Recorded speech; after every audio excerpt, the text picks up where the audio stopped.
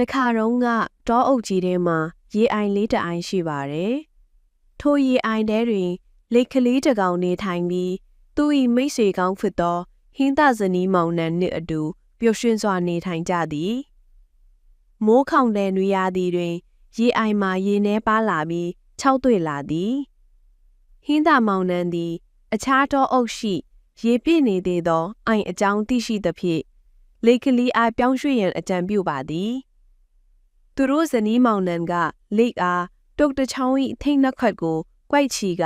လက်ကလေးကအလယ်မှတုတ်ကိုကြိုက်ချီပြီးပြန်တန်းသွားမည်ဟုပြောပြသည်။သို့သောလမ်းတစ်လျှောက်စကားမပြောရန်အထူးသတိပေးခဲ့သည်။စကားပြောမိပါကကောင်းကင်မှပြုတ်ကျသည်ဆုံးနိုင်ကြောင်းသတိပေးခဲ့သည်။လက်ကလေးကသဘောတူခဲ့သည်။သုံးဦးသားခရီးထွက်ကြသည်။ခရီးတွင်နွားကျောင်းသားများကသူတို့ကိုမြည်ပါကြသည်။ကြည်စံလိတ်ပါလာသည်ငါတို့အစာပဲဟုအော်ဟစ်ကြသည်လက်ကလေးကဤစကားကိုကြားလိုက်ရ၍ခံမရနိုင်တော့ပဲပြန်ပြောမိသွားသည်သူ၏ပါးစပ်ဟလိုက်သည့်နှင့်ကြပြိုင်နက်တုတ်မှလွတ်ကြပြီးမြေပေါ်သို့ပြုတ်ကျသွားက